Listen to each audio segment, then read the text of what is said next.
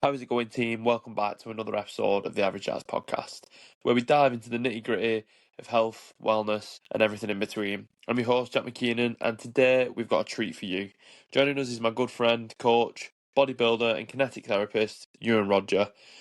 Ewan's here to share his insights on the sacrifices that come with bodybuilding, the importance of having a solid support system around you, and why hard work and consistency are non-negotiable success. We'll also talk about learning to lose gracefully and clear up some common misconceptions about the world of bodybuilding.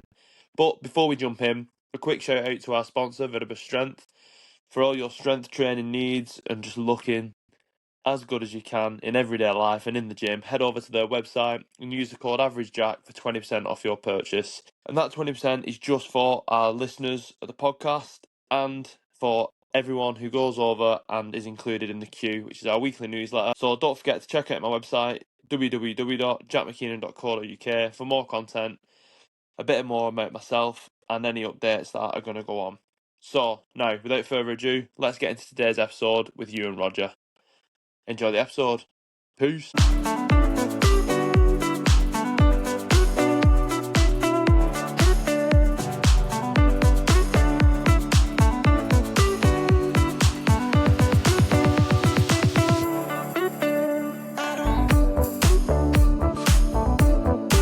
Yeah, I'm good, mate. I'm excited for this one. I've been looking forward to it all day. I have. Are you feeling about it? Are you nervous, or have you ever done anything like this before? Yeah, I've done, but it's always been more bodybuilding related rather than. Obviously, I know this one is going to be obviously bodybuilding related. Do you know what I mean? But like more so with people in, the industry.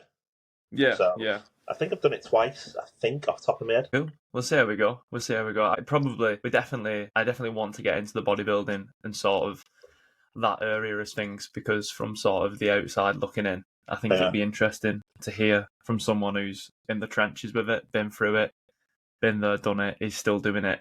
I think it's such a, not a shrouded thing, but I think you see a lot of, I might be wrong on this, you can correct me on it. Feel free for calling me out on anything all the way through. But I feel there's sort of a perception with bodybuilding that we see on social media, but that's the majority. It's all the pretty stuff in it, I think. Yes, you do. And you don't see a lot of people want to get into it. Do you know what I mean? Or like a lot of people want to do it, but they don't realise the sacrifices. Do you know what I mean? That it actually takes. And when I say sacrifices, it's more how hard it is. Do you know what I mean? And yeah, definitely. People like the idea of getting in shape, and trying to get someone in shape from a lifestyle perspective, is it easy? Do you know what I mean? No, there's going to be some degree of sacrifice, but if you want to take that from looking great for a holiday or looking great on a beach or something like that, to then take that into, do you know what I mean, like the next level, there's a different level to it, and do you know what I mean? It's not all fun and games. Oh, I can imagine, and that's definitely what I want to sort of piece it into and sort of get your own personal journey with it. Because I know we've spoken, obviously, when I've been treated and that, and I've known you for a while now, and we do get into the bird bones of things. But we're not talking about rugby league, that is. But yeah, which is a lot. Yeah, which is a lot, which is the majority of the time, which is probably ideal for we can sort of just get into the crux of it here, because there'd be a lot that I don't know. So, yeah, man, I think the best place to start is always the beginning. Yeah. So, if younger you could see you now, would this be what you anticipated? Was this always in the pipeline? Do you know what? I wouldn't say it was in the pipeline. What I would say is, like, from a young age, I'd say from like early teenage years. Obviously, we all played rugby. Do you know what I mean? Like, one of my things was very, very quick, good step. Do you know what I mean? Skillful, but probably just needed a little bit more. I was tall and skinny. Do you know what I mean? Like, so it was kind of like I needed a little bit more size. So I started getting into the gym. I remember, I think it was at 14 years of age, I picked up my first Flex magazine, and I've still got them to this day. Yeah, and I think it was Ronnie Coleman on the front, and I just remember being sat on the back of the bus with my mate on the way back home from Warrington Town Centre, and he was like, "Why have you bought that?" He was like, "You don't want to look like that, do you?" I was like, "Fuck yeah." Fucking yeah, I do. Yeah, I do. And it was ever since then, and our old rugby team got taken into a backstreet gym on a Friday night. That was kind of the thing during the winter period. So you had to try and keep kids off the street, do you know what I mean? Not saying like we were from a rough area, we weren't, but it was kind of like to stop kids from going out, trying to stop kids going out getting pissed, do you know what I mean? Like living on parks and stuff like that. They thought it'd be a good idea to get us into a gym. Do you know what I mean? We can work on size, strength, conditioning, all the rest of it. And it was a backstreet gym, and seeing the fellas, do you know what I mean, big bodybuilders, do you know what I mean, like, and I say that sort of backstreet community, it was kind of like, you could kind of relate to it a little bit, do you know what I mean, in terms of straight talking. It was like, right, okay, I like this, I like training. So I got into it then, and it was then when I started to get into college, and I started to take that side of things more seriously, along with the rugby. But I was falling in love with the physical change side of things. Do you know what I mean? Like seeing your body go. Because I went from being a centre, do you know what I mean, who could run 100 metres in, the quickest time that I clocked was 11:1. Do you know what I mean? But, yeah, Yeah. that was at like the age of like 16. So it was quick. It was quick. But I went from centre up into the pack. Do you know what I mean? I was like, right, okay. Yeah. So it's kind of like, I just fell in love with that. And then I'll be honest with you, could I see it go down the bodybuilding route? No, but I kind of feel like with injuries and with other things, it kind of pushed me that way. And I feel like I'm kind of where, I don't want to say where I belong. It's not as if I'm a great bodybuilder or what everything, but it's a passion. Like along with rugby, along with football, it's a passion of mine, and obviously it filters into my job. Do you know what I mean? With coaching and treating people and everything else. So I kind of feel like it was something that was sparked from a young age, and then it's just led me down that path. So could I see myself being a bodybuilder? No, but yeah, yes and no. Do you know what I mean? Yeah, so being sort of the foundations were always there to sort of go down that avenue potentially. And it's Yeah, interesting you mentioned that, because obviously we've chatted before and you mentioned your injury yeah. and stuff there, and you obviously had quite a severe injury. Obviously feel free not to get into it and stuff. But was that sort of a turning point for you of obviously the reason I come and see you is because my body is absolutely mangled from playing rugby. Yeah. So as yours was as Yeah. well. But when you got that injury, and obviously, you know, you had these scenarios that were presented to you, Yeah. was that sort of the time where you was like, right, you had to make a decision, a difficult decision? You know, I've had it before when you've been told to stop playing and it's such an integral part of your life that you think, fucking hell, I can't imagine not doing this. But obviously then you had this backup, and was it just sort of like, right, well, if I can't do this, it's just full ladder into this? It was because I went from rugby league back to football, because again I could still play again. Like I was a half decent footballer, and it's kind of like I was playing again once leaving rugby to go back to football. It's kind of like they're all loves of mine, so it's kind of like I had something to fall back into. Do you know what I mean? It was like I could transition back into that, but I still wanted to keep the size from rugby. Do you know what I mean? And I used to have it when I was playing football. Like you'd get some people, and like I say, it was a decent level. But I used to play football for Rylands, and Rylands used to have a rugby pitch. Do you know what I mean? Next to the football pitch. So I say, cool story. I was at Rylands when Wayne Rooney's agent took over Rylands, Paul Stretford, and he started pumping money into the club. They're in the Evo stick now, so they've actually come from like a low level up to a decent level. But I used to have people say then, oh, shouldn't you be on that pitch over there? Do you know what I mean? Like, because I still wanted to carry size. Do you know what I mean? But still play football. But then obviously the football injury happened, and it was just like, I've always wanted to compete. I always wanted to do it, and it's kind of like I was pushed into that. Do you know what I mean? Because other than that, it's kind of like, what else? What else drives me? What else gets me out of bed? Do you know what I mean? Like, Yeah, definitely. And it's cool to hear someone sort of. You don't often hear people put the passion on the front foot. Do you know what I mean? You see a lot of people who are just like, well, you know, I want the job. I want the job that pays well. It's the, you know, that sort of thing. yeah. So I think it's really refreshing to hear that you're like, I'm sticking with a passion and I'm going for it. I literally had this conversation with someone today, literally with treatment, and it was kind of like he was telling me how content with he sort of was with his life. Do you know what I mean? With his career path and stuff like that. And I was just like, say, yeah, I'm the same, because I'm content, but I'm happy because I'm not driven by money. Do you know what I mean? Money makes the world go round. It's fantastic. Do you know what I mean? We all need money to get by, but I'm very happy with what I do. Do you know what I mean? I love my jobs. I love coaching. I love treating people. And from a hobby perspective, like I love bodybuilding. It's just like I'd rather get up out of bed, do something that I love rather than just do something for the sake of doing it. Do you know what I mean? I've Oh yeah, probably, it's so important. I was going to say, I've probably, I don't want to say been fortunate, but from a young age knew that I was very, very sport driven. Do you know what I mean? And just wanted to pursue that passion rather than, and it's no, like, if people want to go out on every weekend, do you know what I mean, and get off the face, that's absolutely fine. Do you know what I mean? If that's what they love, cool on them. Do you know what I mean? But I knew from a young age that wasn't me. So it's kind of like, I'm not that person. So yeah, it's passion's kind of what's driven me down. I think it always will, to be honest. I think I'll always Yeah, do something that I'm passionate about, or try to. and that's a great sort of not motivation, sorry, a fuel source to, you know, make sure that you're staying true to yourself. If you know that you're always going to be led by your passions, you're not going to fall into them traps of maybe like everyday life of just go and get the job, go and get the degree, go and do that. And with you saying if you love it and you want to go and do it, everyone's different. And I've found that doing this podcast in particular and chatting to different people from different walks of life is that everyone says that.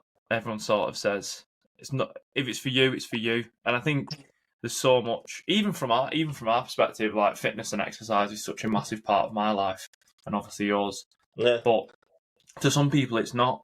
And I was chatting to John Cunningham on the yeah, podcast last week, and he's like, "You just got to let people do what they want to do." And I was like, "Yeah, you're absolutely bang on." And it does how being a coach and obviously being so passionate about this. yeah. How do you navigate them waters of not getting sort of not frustrated, but like, when people aren't buying in? Do you find that difficult of that balance of being sort of you do what you want to do, but also you're with me for a reason? If that makes sense. Yes, but you kind of, again, you kind of have to have honest conversations. But it's kind of like it's understanding people to be able to have those conversations and how you navigate your way around that conversation. So, is it frustrating? Yes, obviously there's going to be some level of frustration because it's like I've got the key there that can get you there. All that's required is just a little bit of consistency. Do you know what I mean? Over a long period, like I say, over a period of time. Do you know what I mean? And that's what it's going to take to achieve. Let me do my job. Do you know what I mean? And do that side of things. And all you need to do is you tick the boxes daily. So look, life sometimes happens. Do you know what I mean? But sometimes things get in the way. You wash it off. Do you know what I mean? You brush yourself off. You go again. Not every day is perfect. But yes, it's frustrating. But you kind of again have to take it from person to person.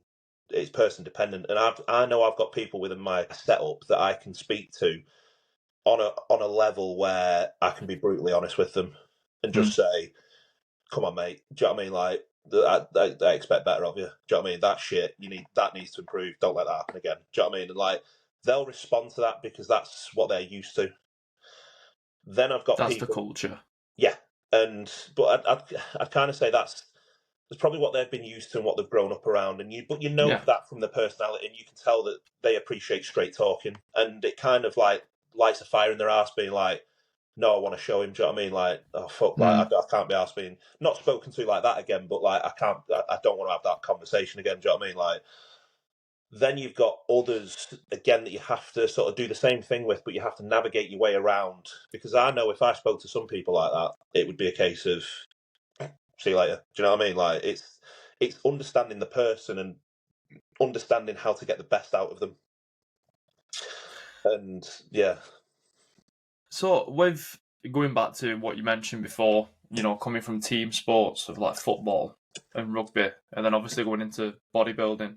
yeah, My perception of bodybuilding, which obviously is why we're having this chat, you might be able to educate me a little bit, is that I'll try.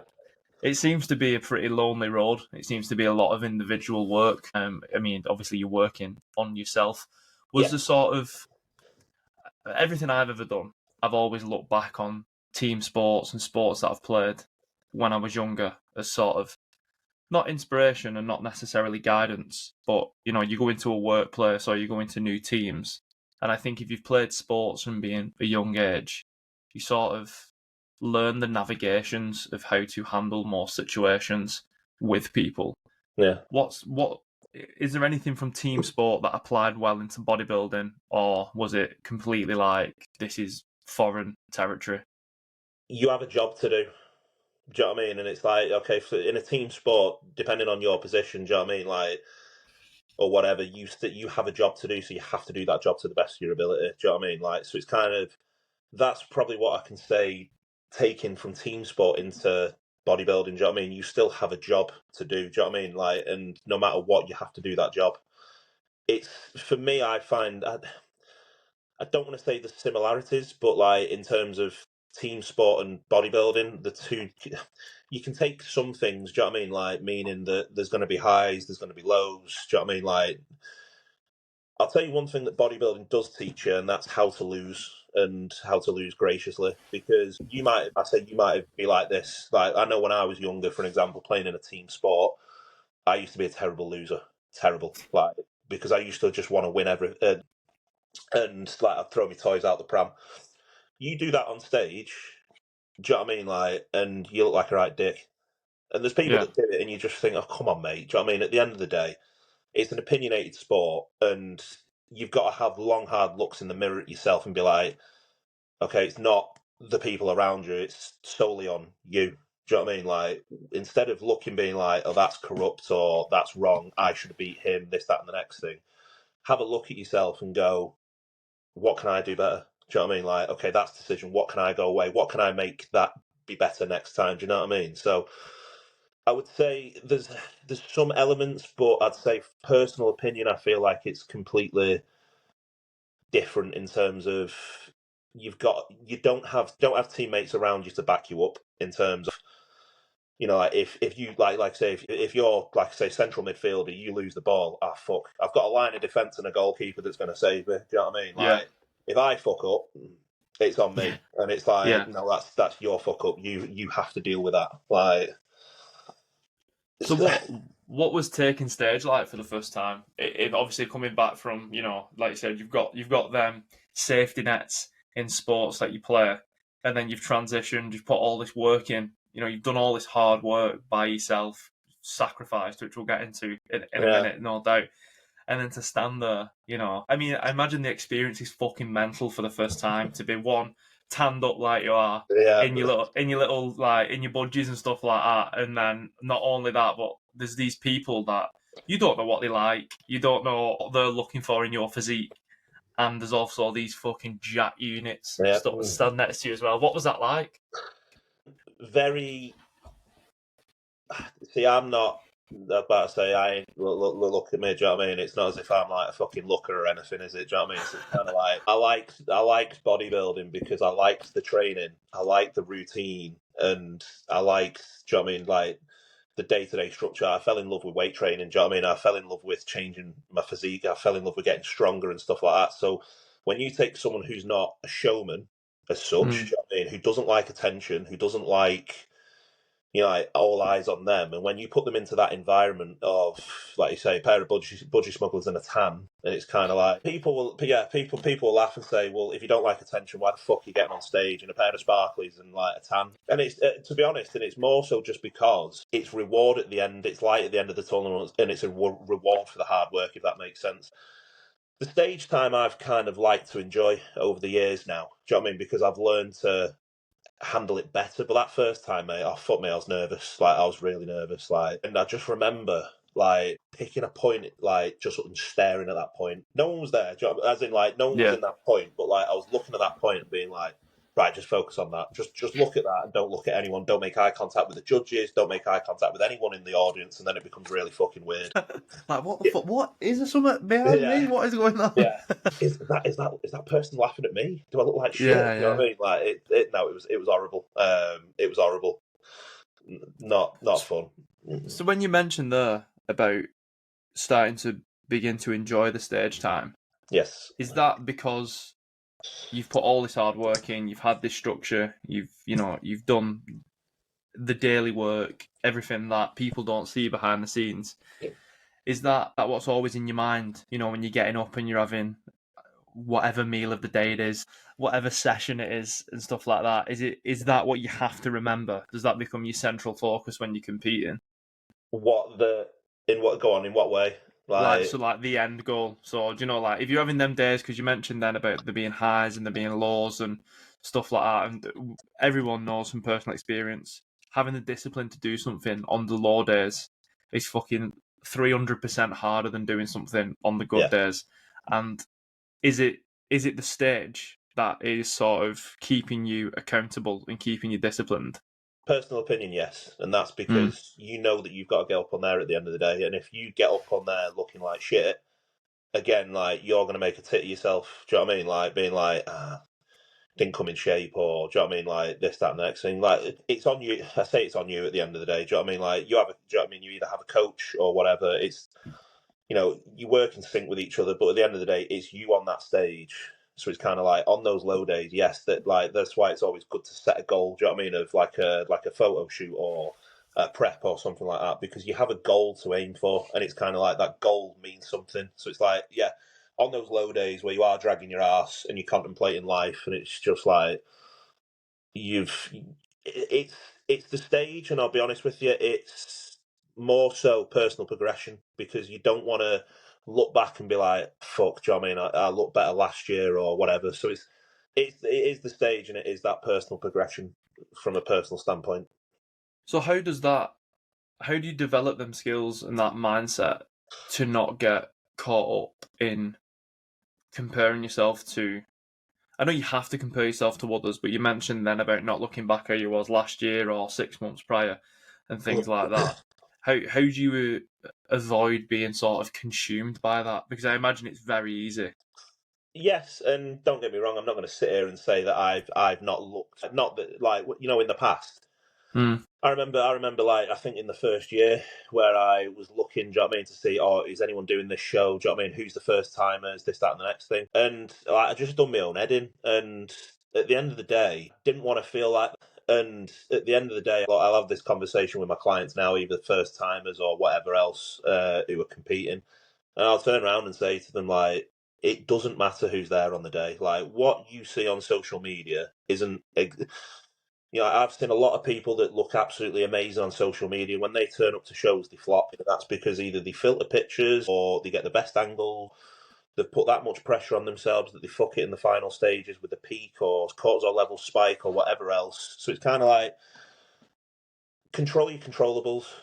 And that's kind of the one thing that you've got to remember. Do you know what I mean? Like, and like I say, when I done it first time, I was like, I cannot control who's there. I cannot control what they look like. I Mm-hmm. cannot control who I'm up against. And, you could be scrolling social media, do you know what I mean, for hours looking for people who you might potentially be up against. And then, you know, some freak turns up out of nowhere that doesn't have social media, and you'd be like, I didn't see this fucker coming. Do you know what I mean? And Yeah, then they yeah. wipe the floor with you all. So it's kind of like, again, and this is where I say, like, you learn a lot from this sport in terms of losing, because you're gonna lose unless you're the cream of the crop or you're a genetic freak or whatever else. 9 times out of 10, you're gonna lose more than you win, and that's just fact. Do you know what I mean? So you've got to take. I'd say you've got to be prepared for that. Do you know what I mean? You've got to be prepared to lose more than you're going to win, and that's where you kind of develop that skill. If you're going to spit your dummy out and you're someone that doesn't like to hear honest chat, or do you know what I mean, be real or be honest and look at photos and look at stuff like with a open mind, do you know what I mean, and like be harsh with yourself, it's pointless. Do you know what I Mm. mean? So it's kind of developing that skill. It's kind of like you've just got to be honest, realistic with yourself, and just, like I say, control your controllables. How the sort of you've mentioned it there with people sort of coming to you and you speaking to, like, if you have a coach and things like that. How many people come to you and obviously see, the social media and this and that, and are like, I want to look like you? Not many. Not many, really. I thought like people would come and be like, I want to be a bodybuilder. Tell me how you've done it. I thought you'd get a No, few. no, honestly, like, again, I'm not the most aesthetically pleasing. Do you know what I mean? Like, Mm, I'm not, again, like, I bodybuild. Do you know what I mean? mm, I'm average. Well, I say average. Do you know what I mean? From an amateur standard, I'm not one of the best. It's like, if you look at my social media platform, like, it's not amazing. Do you know what I mean? Like I'm not aesthetically pleasing. Do you know what I mean? So it's kind of like you might get the odd person, like like when you're out in the street or something. Not saying out in the street, but do you know what I mean? If you went out on a night out, you might get the odd person. Oh fucking hell! Like, what do you take? Like, what do you eat? Do you know what I mean? This, I Yeah. want to be as big as you, or I used to have a mate. Do you know what I mean? Like, you don't Yeah. really get many people that will come up to me and go, "I want to look like you." That's surprising. That I didn't think that would be. I didn't think that would be the case. I thought you get a lot of like wannabes is probably the harsh term. You know what I mean? But people Yeah. just thinking like, oh fucking, if you can do it, I can do it. You know them sort of people that you get. Okay. So from they might not directly say it, but like, and it might be from a coaching perspective. Do you know what I mean? Like, they might look at you and think that's he's done well with. Do you know what I mean? Where he's come from to where he is now. Do you know what I mean? I Mm. admire that. Do you know what I mean? I'm not saying I aspire to be like that, but it's kind of like I might admire that. That's why I might choose that coach. Do you know what I mean? Or Yeah. he gets his clients in great shape. Do you know what I mean? Something along those lines. But I can Mm. honestly, hand on heart, say that in my time, I've worked with a couple. I'm going to say at least one coach that I went with because he was a taller bodybuilder and he had a fantastic shape, and I was like, I want to look like him. Do you know what I mean? Like, and that's why I Yeah. went with that guy. Like, because I wanted to look like him. I never told him, saying like, I'm with you, mate, because I want to look like you. Do you know?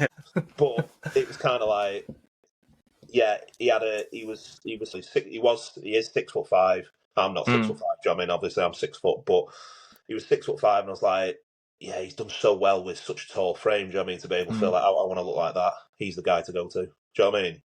No, I get that completely because sort of you always the only thing that, and this is why social media can be dangerous or very positive, and this is why there's people who charlatans are always out there. They can make themselves look a certain way and do a certain thing, entice people who want that to be done, and then Yep. you're in a scenario then where you're like, oh fuck, this person's just absolutely catfished me or sharked me into a situation. Do you know what, mate? Unfortunately, you get a lot of them within the industry, and I can sit here and say it's frustrating. Do you know what I mean? It is. It doesn't frustrate me as much as it used to Mm. because, like, honestly, like, if you're decent, do you know what I mean? You'll either retain clients, you'll either get results, retain clients, or whatever. The people like that, the charlatans, they don't post many client transformations. They don't post much about themselves. Do you know what I mean? You might see them post like all the fancy reels and everything like that because they've been business coached and whatever else. Like, unfortunately, I say unfortunately, it's fortunate because I've picked up clients off people, not swiping them. Do you know what I mean? They've come to me, I mean, after being with a coach and say, oh, this, that, and the next thing. I'm just like, why have they, even to a point, and I'm not going to name the coach, there was a coach who was trying to put people on performance enhancing drugs and telling them that they were still classed as natural and that they could still compete in natural feds. And I'm just like, no, that's a lack of that's they're trusting you to do a job. Do you know what I mean? Yeah.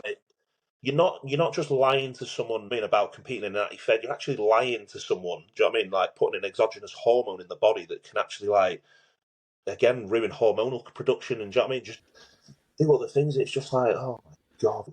But yeah, there's honestly, mate, there's a lot of them within in the industry. A lot of them. Yeah, definitely. And I can only imagine in sort of, I won't say bodybuilding's niche, but I'd say like actual bodybuilding. Because I feel like sometimes the waters get murky with bodybuilding.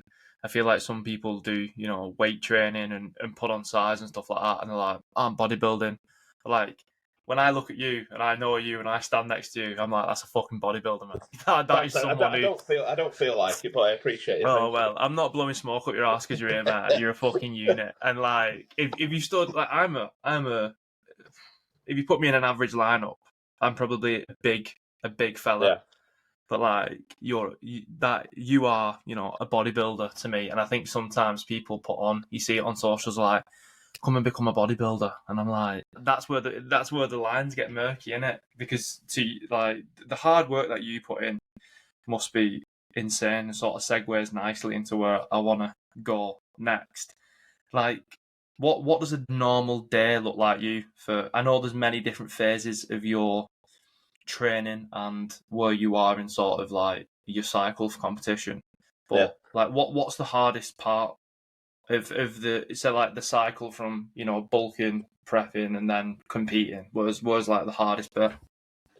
Right. So it depends which bodybuilder you speak to, and a lot of people can't handle peak off season. Do you know what I mean? Because like food's at an all time high. Do you know what I mean? You feel sluggish, you feel lethargic. Do you know what I mean? Like peak body weight, appetite's gone, digestion might be a bit compromised. Like I'll be completely honest with you. Like the last off season, food got high, but it was never anywhere near there. Do you know what I mean? I was still quite comfortable. For me, it's always the back end of a prep. Like, and I'm talking like the last 2 weeks, because for me personally, it's just energy levels are low. And it should be the same with anyone. If you're actually in shape, like energy levels are going to be in the bin. Like even like daily tasks become a fucking issue. And again, when you're still trying to do a job, work, etc., like it gets to a point where at the back end of a prep, like even like training becomes an issue. When I say an issue, it doesn't become fun. You're literally just going in there. There's no pump. You're flat as a pancake. You're not progressing with weights, and it's just like you got no energy. You got no desire to have social conversation. Your social battery's in the bin. Do you know what I mean? Yeah. And it's just like that's probably for me the hardest part, and it's just the last 6 weeks down to 2 weeks is. I did a bit of a deep dive on your Insta just to have a look, and like I saw your cut, and it was something like £30 or something that 30. was it like it was 20? It was like what was it? It was a massive weight What? I'll get the post up now. Are you on Because about I last was like, year? yeah, when you cut and like Yeah, what? mate, How much was it? I think it was 70. Fuck it, mate. I read that wrong then. Fuck me. Like Yeah, that's insane. That yeah. is. Unfortunately, that was because I'd been taken too far the other way in an off season. Been pushed up to £300 plus. Yeah, £300 plus, and then again, it wasn't quality. So it's kind of like to get in shape, actually to get in condition, and even then there was still a little bit here and there. Do you know what I mean? Like there could have been better and should have been better, but yeah, it was £70 pulled off, and it was like that should never have happened. I say on average, do you know what I mean? Like realistically, I nailed that off season, like, and like fuck me, I've got my missus to back me up. Like no meal was missed. Do you know what I mean? Everything was done to the T. Like I was listening to the advice of on results basis is a very good coach. Do you know what I mean? Yeah. And it was like, right, okay, we're going to get up there, blah, blah, blah, blah. Yeah, we got up there. Realistically, like personal opinion, I don't think you should be able. If you've nailed your off season correctly and not got too sloppy, you should be pulling anywhere between 30 and I'd say £50 being probably max. Do you know what I mean? In a prep, but realistically, you're probably looking anywhere between. I'd even say 25 to that 50 range. Do you know what I mean? If you've nailed everything to a T, personally. So That 70. even that is just crazy. Do you know what I mean? To sort of go from that and then be like, right, it's time for lose 30 or £50. We're off, fellas. Let's go. So like, obviously, being £300, there's not many sort of avenues of cardio and things you can do to aid in sort of that. Like, what is a go-to of sort of? 'Cause I know you do. Is it like a morning cardio session? I know you've taught before when you do stuff like that. So what does that look like when you're trying to strip £50? Again, when I say it's progressive, it's kind of like it's like with any phase that you go into, you're not going gung ho. Do you know what I mean? Straight from the start. And when I say a lot of newbies or a lot of regular of lifestyle clients, like I want to push harder. Okay, cool. Do you know what I mean? But if you were just to restrict calories, put cardio right up, and do you know what I mean? Like everything else, you're just going to run into a brick wall straight away and leave yourself nowhere to go. So I think this prep, for an example, I think I was on 20 or 25 minutes to begin with, 5 times a week. I'm currently doing, I think it's 50 minutes, 7 days a week. But again, that just gets up there, do you know what I mean? And it's like, wake up at 5:30 every morning, go get on the stairs, level 8, will burn anywhere in the region of 650, 700 to 750 calories, do you know what I mean, in that 50-minute period. I love that you said that about it being progressive, because I think something that we see, and people who listen to this regularly would be bored of me talking about, like, the one percenters and shit like that, because Yeah. they always come back to it. But we are in a generation of where you see that everything should be extreme, everything should be doing this and doing that, and sort of there's no regard for building up and earning it essentially. And I imagine that that is a principle of bodybuilding is earning to where you go. Well, I'll go from a few angles at this, right? One, like in a world today where we can buy pretty much anything, do you know what I mean? And I mean like purchase anything, do you know what I mean? Like, if I look when I'm not old, well I say I'm not old, I'm 33, do you know what I mean? But like when I was younger, like shops on a Sunday used to shut, do you know what I mean, at 4 o'clock, and do you know what I mean? Like your high streets were shut. We're in a generation now where if you want to buy something, you can fucking buy it. Do you know what I mean? All you have to do is click on your phone, start scrolling. I want that. Do you know Yeah. what I mean? Fast food delivery at fucking 2 a.m. Get it here. You cannot buy a good physique. It's one thing you Mm. can't buy. It's just graft, hard work, and consistency over a period of time. The extremes that you're talking about and things that you see, do you know what I mean, are like on social media and stuff like that. It's sales tactics, and that's it. And it's to draw your attention. So your likes of people like Liver King, like, Mm. do you know what I mean? Like, mate, you're a muppet. Yeah. Like, because when I say he's a muppet, no, he's not. He's actually very clever because unfortunately, what he'd done was from a business perspective. Look at him, he thrived. Do you know what I mean? Like, Yeah. Multi millionaire through yes, lying for fucking 10 years. yeah, and that's what these people do, and it's kind of like a lot of people now are talking about Eddie Abu. Yeah. Yeah, like I don't, Eddie. Yeah, Do I you know see Eddie his? about. Yeah, and you see his videos online. We're talking about like you say, like the 1%ers and like people doing things for the shock factor and stuff like that. Like Eddie Abu, like fuck me, if you go and look at his videos and stuff like that, oh this sweet potato is better than this food.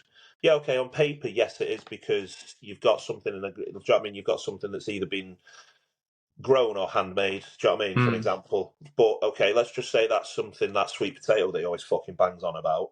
Do you know what I mean? Like loves a sweet potato and a fucking egg or whatever, but like if you don't digest sweet potato well, if you've got an intolerance to sweet potato or it causes bloat, distension, gas, do you know what I mean? Like, all right, but I can process, I mean, a Rice Krispie Square bar, for an example, do you know what I mean? Like, that he seems to hate on, which is fair enough. But, like, if you can digest that better than the sweet potato, what's going to be better for you?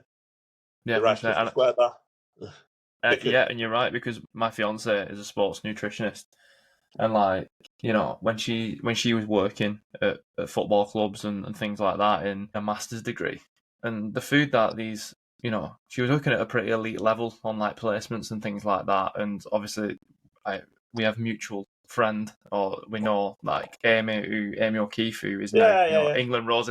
These people sort of say that they're not saying, "Oh my God, don't touch a squares bar." If anything, it's quite the opposite. Do you know what I Yeah, mean? So, like, if these people who are going getting master's degrees and things in that in sports nutrition and stuff, you'd be more inclined to listen to them. But again, I think Eddie Abu, what he does really well is again, it's that shot factor, isn't that it? better. And some of the things he says, are probably too far off. It's just how he delivers them are very, very like If bland. right, Go if you on, sorry. listen, if you listen to his message, he's trying to promote like whole foods, which is correct. Do you know what I mean? So Yeah, which is great. realistically, right? Okay, what's a better food source? Do you know what I mean? Like say a whole food or something that's been made in a factory. Do you know what I mean? Like, and I could even use a bodybuilder as an example here. You got a guy called Hunter Labrada, right? For an Mm-hmm. example, so a few years ago, he's a pro bodybuilder. He's a very good pro bodybuilder. But a few years ago, a lot of his nutrition was made up of shakes and cereal. Now his look left a lot to be desired. He switched over to whole foods, and within the space of 12 months, his physique transformed Yeah. uh, by sticking at those whole foods. Do you know what I mean? Like, and that was just when you're eating good quality, whole, nutritious food, it's going to have a better look and it's going to feel better. Do you know what I mean? Like most of the time, predominantly, as long as you're not intolerant to something. So that Eddie's message of eating whole foods is good. Do you know what I mean? He's like you say, he's doing his thing for the shock factor, so you can buy into him and think, mate.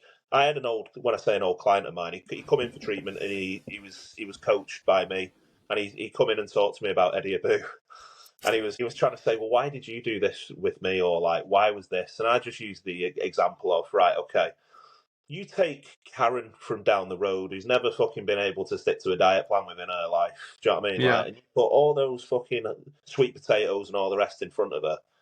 Do you think that woman is going to stick to that? No. No. But if you create something with a bit of variety in there, so for example, she said that she's got a sweet tooth or something like that. All right. For an example, a nice easy meal, 0% fat Greek yogurt, nice little bit of sugar-free syrup, bit of granola, berries, dark chocolate. You've got something that's sweet, and do you know what I mean? It's got a good protein source, it's got a good carbohydrate source, it's got fruit in it. Do you know what I mean? It's nutritious, but it's a different way of around something. What's she going to be more likely to stick to? The yogurt bowl, Matt, every time. Exactly. So it's kind of like when I put that conversation to him, because he was someone that had a sweet tooth, and because I give him something, do you know what I mean, that wasn't classed as whole food, do you know what I mean? Yeah. And he was like, why did you do that? Eddie Abu would say that's wrong. Yeah. But these are what happens, isn't it? We look at these people and sort of take what they say as gospel. Yeah. And I think that is what is not dangerous, but it's sort of, it can be sort of negative in the long run, can't it? And I think this is something that I've been trying to really work on doing this, because I realise that what I'm doing and how I'm promoting what I'm doing is not preaching. That's probably the wrong word of what I'm doing, but I'm trying to use my experience and the experience of others that I've been around when I've been, coaching in environments. Yeah. But again, I'm very happy to say that that might not work for John Doe or Jane Doe, because we're all individual. So Yep. probably our problems are going to be individual to a degree. Yep. I mean, we all have, some of us have similar problems. But then that means if the problem's individual, the solution's going to be individual as well. So I think when you're on social media and you see these quick fixes and this will guarantee X, you got to be like, maybe for that one person, and that's why it's worked so well. And they're a really good marketer and they're really good at business, like Liver King. And now they've converted people like you said, your client, who are like, why the fuck have you done this? Yeah, why did you do this when I was with you? Because that's something, because I know you, I know your personality, and I know that you'd stick to something like that. But again, if I wanged a load of shite like that in front of you, which is good whole nutritious food, it don't bother me. I see food as fuel. Like, if you look at my diet, it's all whole foods. Do you know what I mean? But I can stick to that, and that's not an issue. But like, the majority can't, so it's kind of like making it making it reasonable for them. Do you know what I mean? Making it something that they're going to stick to and still get a result. Definitely. I've just had an inspiration of a question then, just because you said it, and you're on about yourself and your diet and that. How difficult is the food? Because something you see, and again, another sort of social media star and someone that I've watched, and I don't know how you feel about him, but Sam Sulek and like what he does when he, I knew he was going to do that. But like when he talks about, when he's like in a bulking phase, but a thing you see a lot is like the food becomes so hard. Do you struggle with the food? No. No. No, and that's when I pushed up to £300. When it got to the end, it was something like, and this is no word of a lie, it was around about 7,500 calories. The majority of it was clean food. With, when I say one or two little bits on it, I'm talking like things like granola, like the odd squares bar here or there. Do you know what I mean? To try and get the calories in. The back end of that push, it was tough. Do you know what I mean? But that is the only time that it's been a struggle for people like Sulek. Like, again, you take your hat off to the kid, because he's got a fantastic physique with fantastic potential, works very hard, has built up a great following. Do you know what I mean? Like, in terms of his YouTube, he started that from a young age, and so fair play to the kid. He's earned great money, he's got great sponsorships and all the rest of it. But the majority of the nation do what he does, you would not have the same result, because he's a genetic freak. Yeah, he is a genetic freak, because he's like 21, 22, and he looks like that. But that's, again, it's sort of, there's so much, not disinformation, but there's so much to it. And I think not even going into bodybuilding, but just fitness and exercise, there's just so much that people sort of get tunnel vision and want to be like, this is what this person looks like. They do this, so this ultimately must mean that I do this. And then it goes back to what I just said then. It's the individual and the solution. So like, you've got to have this perception and be like, actually, is it the genetics? Is it the fact that Sam Sulek doesn't have a day job. This is his day job. He gets to do this every day. I have to go and sit at my office 9 to 5, and I can't get my steps in because I've got a meeting and shit like that. And again, this is what the podcast was for, was sort of to speak to people from different avenues of life and sort of show that everyone is very different. We all have very similar, we all tick in a very similar way, but we all have these unique sort of circumstances and things that help us become who we are. If that makes sense. No, it does. You're right, and it's like you said, we all take in a certain way, but we're all going around it in a different manner. Yeah.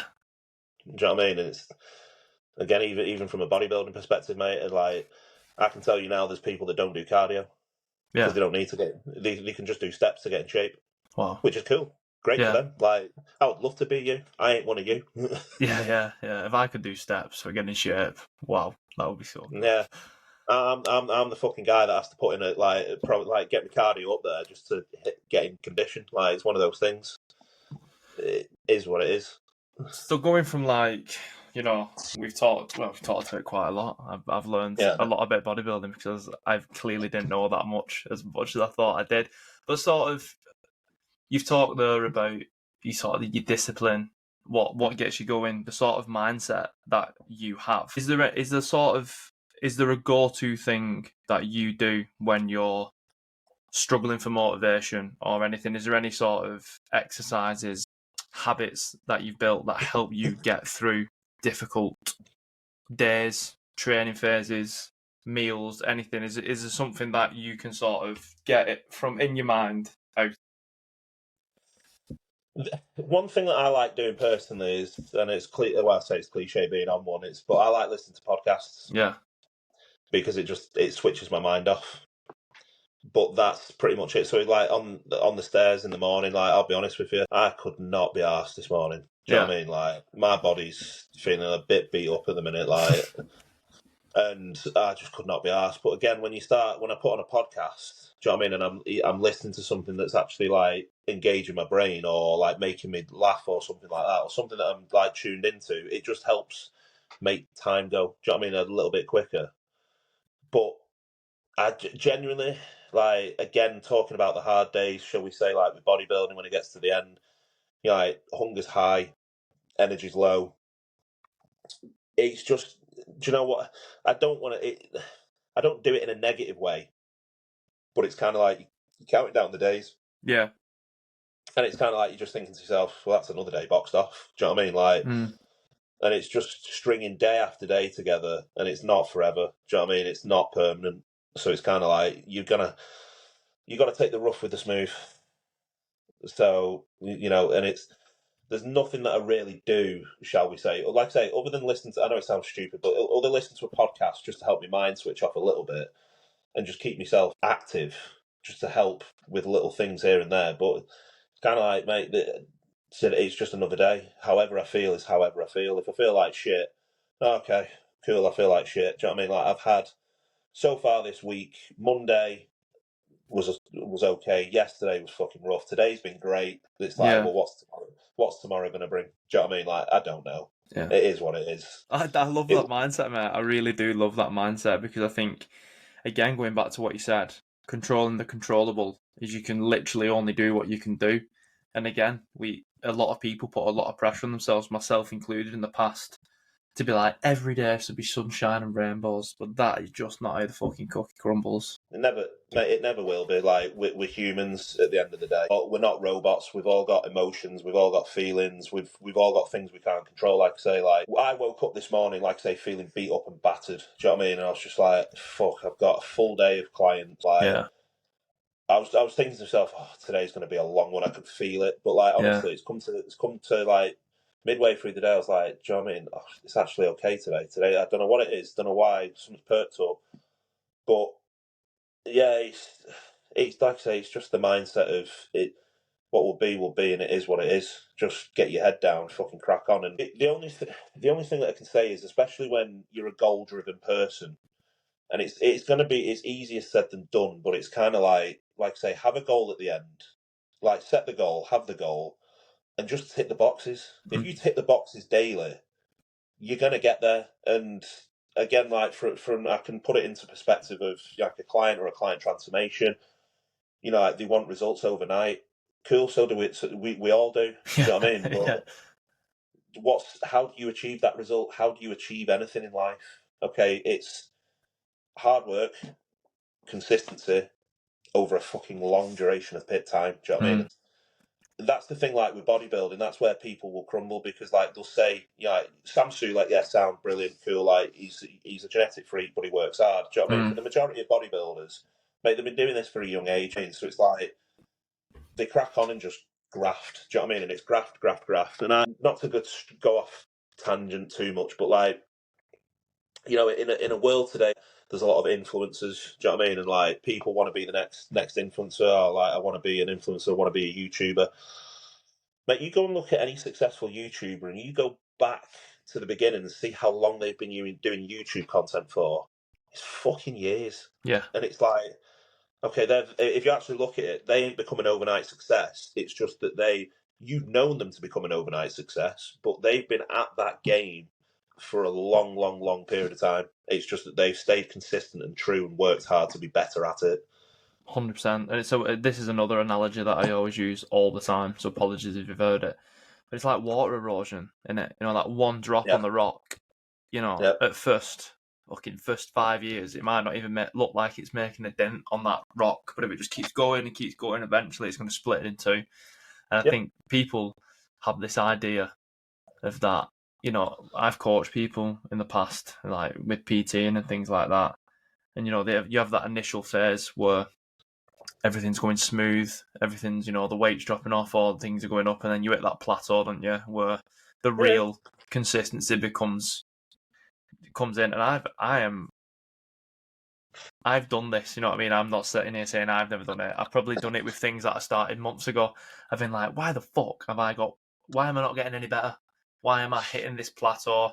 And you know, and one of the main things that taught me that was weightlifting. That was just that you're looking at like a kilogram, and you're like, the fucking work that you have to put in to even just get a kilogram, and you're like, what? 6 weeks of absolutely fucking busting my shoulders, busting myself, just like for a kilogram, and just like that 1 kilogram. Yeah, but that must be the same for you because, like, you know, you get to a point of where, you know, you've got the size per, but then you're like, right, well, you know, I've got to somehow make my shoulders bigger, and like, and then you know, is that how it works? You just have to be like, right, I'm gonna pick this, I'm gonna laser focus on it, and I've just got to go into the trenches.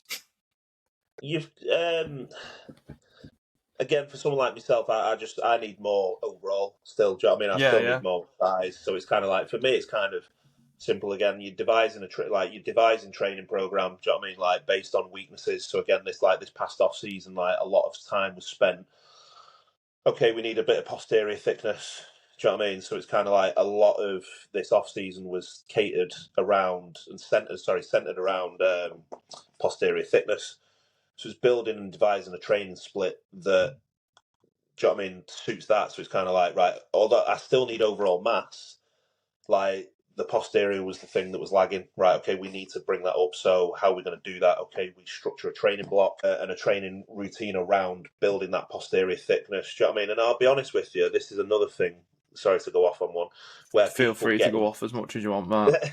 They get like, you know, like with training plans, how we've got strong and weak body parts, and it's going to be always a game of push and pull. So it's kind of like you're really trying to balance out your physique. So it's kind of like you will devise training blocks to bring up certain muscle groups. Do you know what I mean? And then once everything's even and balanced, you're like, maybe you can just go into a more, you know, like overall split. Do you know what I mean? But you're always just trying to structure it around your strengths and weaknesses. Do you know what I mean? And it's not sexy, is it?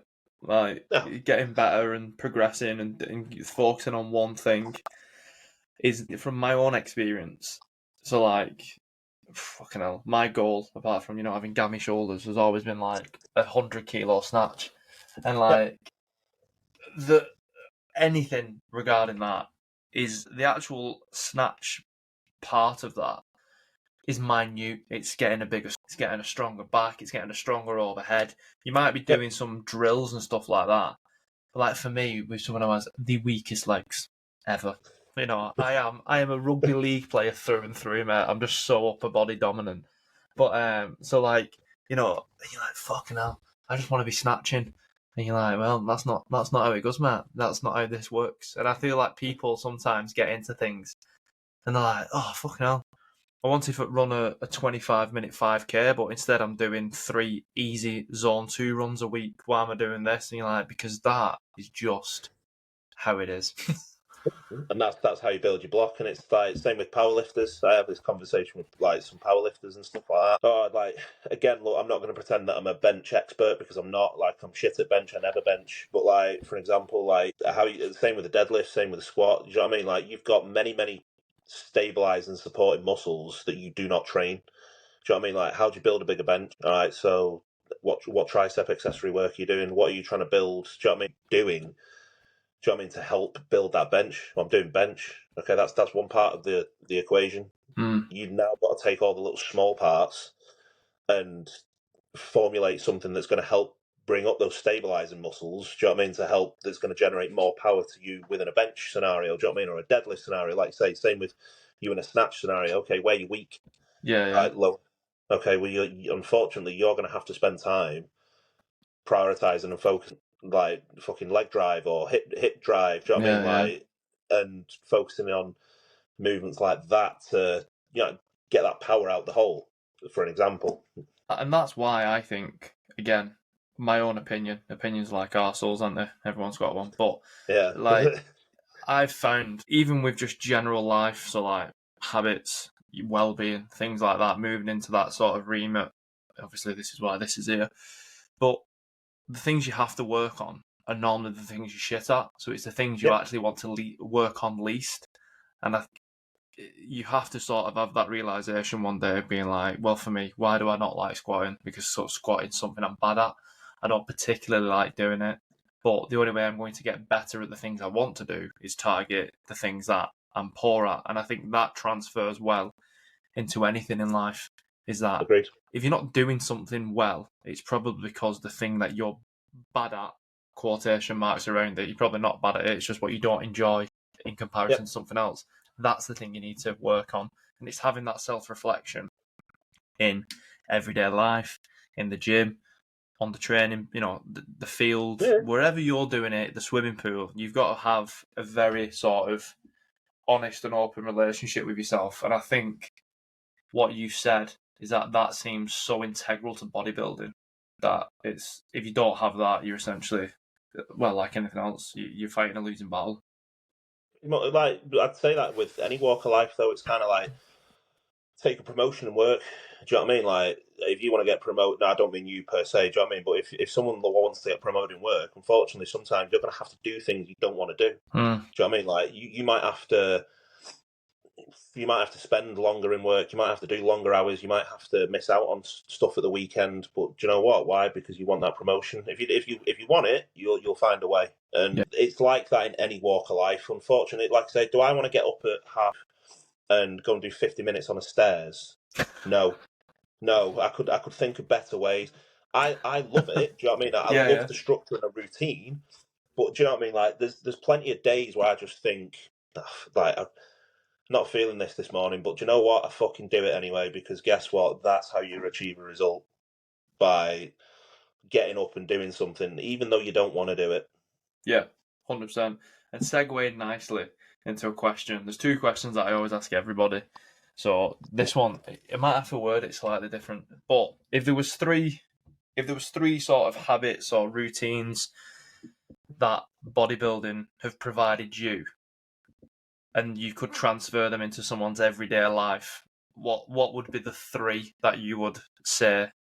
Habits. Yeah. So habits or routines, like not putting words in your mouth, then you don't have to use this. But you mentioned about the structure, then the structure that the training provides you, things like that. Like, what are 3 of them sort of things? So it could be like, the meal prep, things like that. What are the top 3 in your mind that an everyday person could benefit from taking from bodybuilding?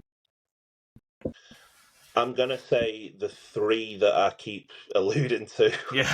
But that's no. I'm just gonna say it: No. consistency, hard work, and patience. Do you know Yeah, what I mean? yeah. They're the three, because if you take that from bodybuilding, you can apply that in any part of your life. You'll see results. That's, again, like I say, like I can roll it back to when I was a kid. And like I'll be honest with you, I just wanted to play professional sport. Like I went from football to rugby league to athletics. Do you know what I mean? I wish that I loved my parents. Do you know what I mean? They were like, just my mum and my stepdad, like they were great and they were good parents. But I wish someone just fucking just went, no, you're doing that. Do you know what I mean? Because you're good at that. You get what I mean? Like, and give you the laser focus of being like, this is what it is. Yeah. This is what you want to do. Fucking whether you like it or not, do it. Do you know what I mean? And it's easy. It's easy now as an adult to say that, and I'm not calling them out because it's not their problem. It's obviously, but that's something that I've learned. It's kind of like, no, you're gonna have to go through lulls. Do you know what I mean? Like, so it's kind of like, you know, if anything in life, if you work hard at it, doesn't matter how long it takes, you'll get there. Do you know what I mean? If you are consistent day in, day out and tick the boxes that you need to tick, you will get there. And again, having patience, because again, we're all impatient because we're in a world where we can just get anything like that. You know, like they're the three that I just think they're from bodybuilding, but they're in everyday life as well. And you know, like when you have those things, and I'd probably say that's the same with most successful people. Yeah. And by the way, I'm not saying I'm successful. I just mean like if you look at most successful people in life, I can take Cristiano Ronaldo. Do you know what I mean? Like, wasn't the most genetically blessed footballer, but what did he do? He worked hard. He'd done everything that he needed to do within a football field. He'd done extra. Do you know what I mean? So he worked hard. He was consistent at it, and he fucking stuck at it. And look what happened. He's probably been up there with in the top 3 players of all time. Yeah. And it's like, what the skills? Was that sort of answering your question, or have I just gone off? I think it's. I particularly resonate with the thing of what you said about being like a kid and sort of someone just. I mean, to be fair, like shout out to my mum and dad for doing that. They was very much, you know, when you had enough of something, he's like, I don't want to do that anymore. Like they was pretty good at sort of, no, you're going to carry on and do it. But as a child, you don't have that understanding. To sort of be like, there's so many times now that I wish I was like, fucking hell, why didn't I take rugby more serious when I was younger? And I was like, because now I wish that I had, you know, I wish I'd have done it. I wish I'd have put the motivation and the discipline that I wish I could put in now. Then, but now I can't because I've missed that boat. No, it's been and it's gone, and it's. But again, that's where I think you need that support. Personal opinion, I think you need that support in that direction. And I'm not going to mention the player, but there's a lad who's a Super League player who at school was on the books at Warrington, and he wanted to play football like for the school, but he was on at Warrington. He is still a very good player, but his dad was quite harsh on him. Do you know what I mean? And we were like, look at like at the time, you're like, why can't you play football? Do you know what I mean? Just fucking play. Do you know what I mean? Like, it's not going to fucking do anything. Do you know what I mean? But he was thinking about his son and thinking about his career, his future. Do you know what I mean? And I mean, the what ifs, shall we say, just for a fucking school football game. Do you know what I mean? It's because if he broke his leg fucking playing football, do you know what I mean? That's him out, and that could have potentially been his rugby league career. He's more likely to do it. Well, I say he's more likely to do it in rugby league. He could fucking do it anywhere. Do you know what I mean? But point being was that he wanted his son to succeed so much, and that he had to tell him no at certain points. And like I say, the kid's gone on to have a successful Super League career. In his 30s now, and played Super League for fucking since his late teens. Yeah. I mean, Beckham's another example of that. You watched that Beckham documentary. And it was evident for his dad was like, well, you've told me you want to be a football player. You're going to be a football player. Yeah. And I mean, you can argue the positives and the negatives of that. And I can understand, again, going back to what we were talking about when we first, early on, is like, if that's what you like and that's what you enjoy and you don't think that that's right, that's fair enough. That's your opinion. But I think I do agree with some of what you're saying there of like, you know, sometimes people, you've just got to have a support system in place, and I think for me that's a massive thing. You've got to have people who are like, no, that is not good for you, that is not right for you, this is what you need to do. That's my fiance now. She's like, stop being a prick, blah blah blah blah blah. But I need that. I need someone to do that. Not everybody needs that. And like, you know, And I think once you get a good support system, your community is integral to your growth. And I think like this, there's that saying that you're a byproduct of the 5 people you spend most time with. Scientifically, that's not true, but I think it is in a sense. I know that sounds stupid, but No, it's correct though, because they drive you. And I'll think you the same with when you asked about bodybuilding at the very start. I apologise. You said it's lonely. Like it is lonely. Do you know what I mean? Because it's not lonely because it's just you. Do you know what I mean? Yeah. But it's not just you. Like to be successful, I'll be honest with. Again, I'm not a successful bodybuilder. Do you know what I mean? Like I'm not a good bodybuilder. I'm very average. But to be able to do it, you have to have an understanding support network. Like I've got again fiance who fucking supports the life out of me. Do you know what I mean? Like I've got friends who understand it and who are in the industry, so again they're supportive of it. So again, when I'm a miserable fucker, do you know what I mean? Like they ain't saying, "Oh, what's wrong with you?" Do you know what I mean? They'll cheer up. Like no, they know, they can relate, and it's like same with her. She's amazing, and like you again, as lonely as it is because it's you having to do the work, you putting in the graft, you having the feelings. You cannot do that unless you are in a very good position with your relationships, friendships, and personal. Yeah.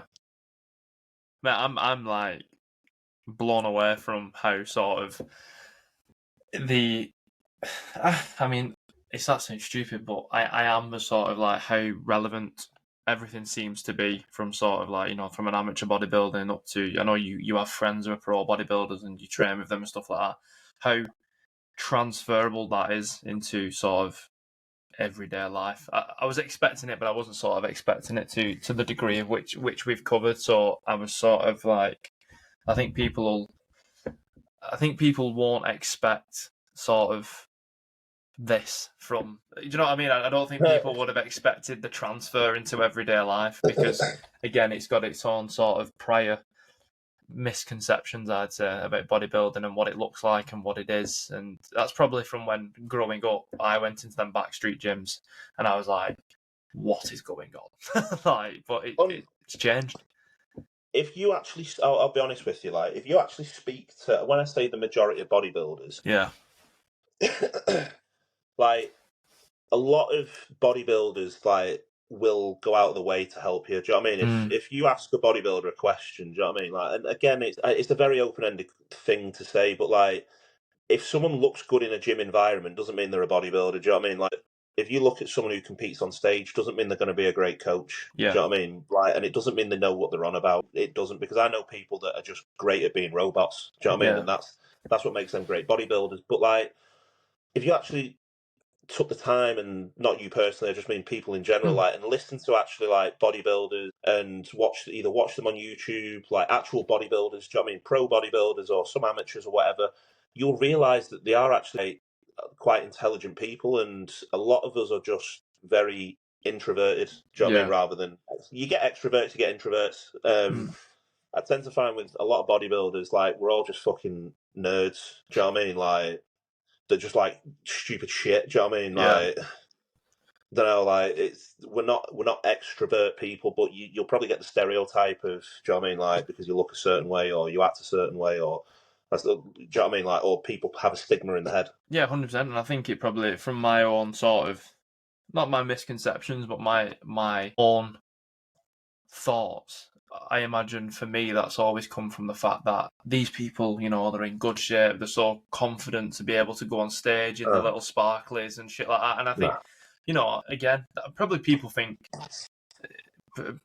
think different, but that's just what I think. But like, I remember listening to Chris Williamson's podcast with Chris Bumstead and being like, lad, you're just an intelligent, everyday guy who's a fucking freak. He's just a stud. Yeah, he's just smashed life. Yeah.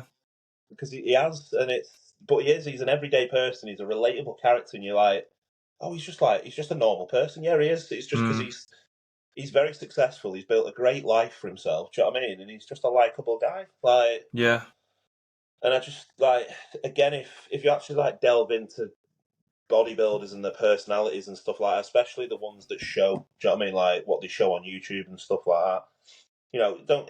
With every industry, you're going to get arrogant people. Oh, do you know what I mean? you're going to get dickheads. It is what it is. There's enough of them in this industry, trust me, I can tell you that for free. But you still get a lot of very good people. Do you know what I mean? Like, and yeah, it's just one thing I'd probably say, like, I'd never judge a book by its cover. And I personally never do, but like, I'd always say to people, never judge a book by its cover, because I can tell you now, like, don't think someone because a bodybuilder they're not intelligent, because I could fucking say, do you know what I mean? Like, I can talk to you about a lot of things, health and fitness related. Do you know what I mean? Like, and educate.